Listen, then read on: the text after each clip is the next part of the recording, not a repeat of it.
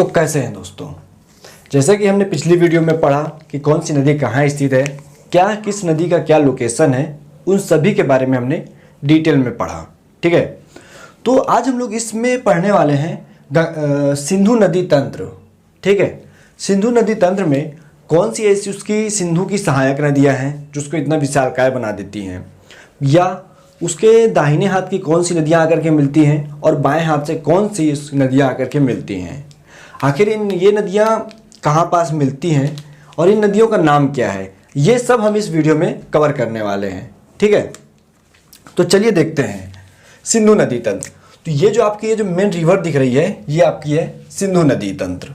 ठीक है, तो आखिर ये सिंधु नदी तंत्र जो है ये आपकी निकलती कहाँ से है। तो ये जान लीजिए कि जो तिब्बत है, जो पहले तिब्बत एक देश था लेकिन उसको चीन के अभी कब्जे में है, या कहिए चीन का ही एक भाग है अभी प्रेजेंट टाइम पे। तो चीन के जो तिब्बत है, उस तिब्बत में एक मानसरोवर झील है। उस मानसरोवर झील में सिंगी खबान हिमनद है। सिंगी खबान हिमनद है। उस सिंगी खबान हिमनद से सिंधु नदी निकलती है। ठीक है, अब चलिए अब देखिए, अब यहाँ से जब सिंधु नदी चलना स्टार्ट करती है, ठीक है, तो अगर आप लोग देखेंगे कि जब सिंधु नदी ऐसे चल रही है, ठीक है, मतलब कि सिंधु नदी की इस पार इस साइड जो भी नदियाँ होंगी वो सब दाएं हाथ की नदियाँ होंगी और इस साइड में बाएं। ठीक है, तो ये हुआ राइट हैंड और ये हुआ लेफ्ट हैंड।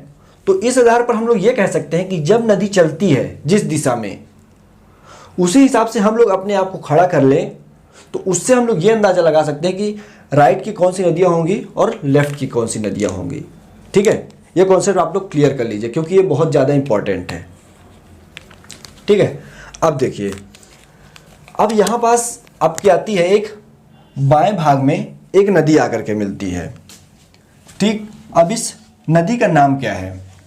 जो सिंधु नदी की पहली दाएं भाग में मिलने वाली नदी है, ठीक है, तो इसका नाम जान लीजिए श्योक है। जैसे शोक होता है ना, उसी प्रकार श्योक है। तो ये आपकी श्योक नदी है, जिसमें एक नदी और मिलती है नुब्रा। ठीक है, ये शोक है और ये नुब्रा है। तो इनमें जो सबसे गहरी नदी है वो श्योक है। इस वजह से इस आगे इसका नाम जो है श्योक चलता है और श्योक नदी आकर के मिल जाती है। ठीक है, श्योक नदी जब आकर के मिल जाती है तब ये आगे बढ़ती है। तो इसमें एक नदी मिलती है गिलगित।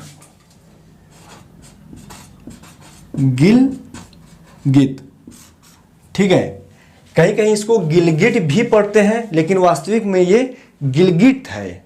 ठीक है, इस पे भी आप लोग थोड़ा सा ध्यान दीजिएगा कि लास्ट में ता ना होकर के ता है, ता तरबूज वाला ता है। ठीक है, तो ये है गिलगित नदी जो कि सिंधु नदी में आकर के मिलती है।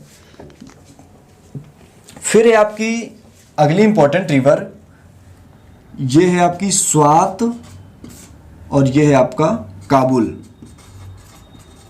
ठीक है, ये स्वात नदी है और ये काबुल नदी है। ये दोनों नदी इंपॉर्टेंट है। कैसे इंपॉर्टेंट है देखिए, ये जो आपका स्वात नदी है, चूंकि पीओके से ये निकल रही है और पीओके में ही एक स्वात घाटी है। ठीक है, स्वात घाटी जो सेब के लिए बहुत फेमस है।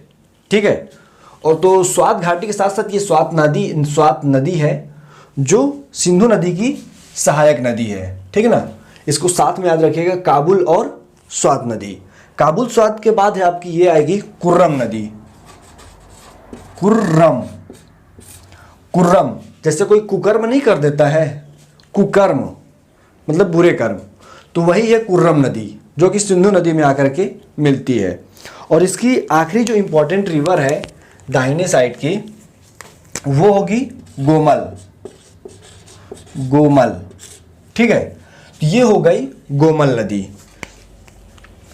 गोमल की भी कुछ कुछ सहायक नदियां हैं लेकिन वो इतना कुछ खास इंपॉर्टेंट नहीं है, इसलिए मैंने नाम नहीं लिया है। तो इसको एक बार फिर से देख लीजिए, जैसे कि सिंधु नदी तिब्बत के मानसरोवर झील के सिंगी खबान हिमनद से निकलती है, जिसमें दाहिने हाथ में एक श्योक नदी आकर के मिलती है। इस श्योक नदी की सहायक नदी नुब्रा नदी है। ठीक है, दाहिने साइड में फिर आकर क्या मिलती है, तो एक गिलगित नदी है। गिलगित के बाद स्वात और काबुल नदी जो कि आपस में मिल करके गंगा नदी में सिंधु नदी में मिलती हैं। फिर कौन सी नदी है आपकी, तो वो है कुकर्म या कुर्रम नदी, और ये है गोमल नदी। ठीक है, गोमल नदी। तो इस प्रकार से ये आपकी दाहिने साइड की जितनी भी नदियां थी वो आपकी कंप्लीट हो गई। अब बाएं हाथ की देखते हैं। ठीक है, तो बाएं हाथ में आपकी 5 इंपॉर्टेंट रिवर हैं। 5 इंपॉर्टेंट रिवर कौन कौन सी हैं? झेलम, चिनाव, रावी, सतलज, व्यास। झेलम, चरम, बिस इसकी ट्रिक है। ठीक है, रुकिएगा, जैसे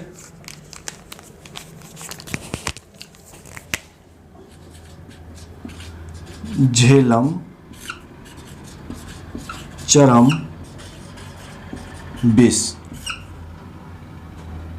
ठीक है, झेलम, चरम, बिस।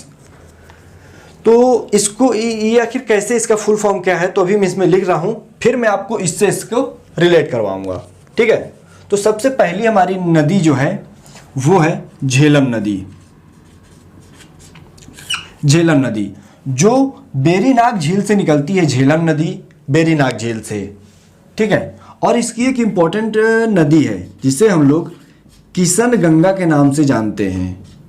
ठीक है, किशन गंगा के नाम से जानते हैं, जो कि झेलम की सहायक नदी है दाहिने साइड की।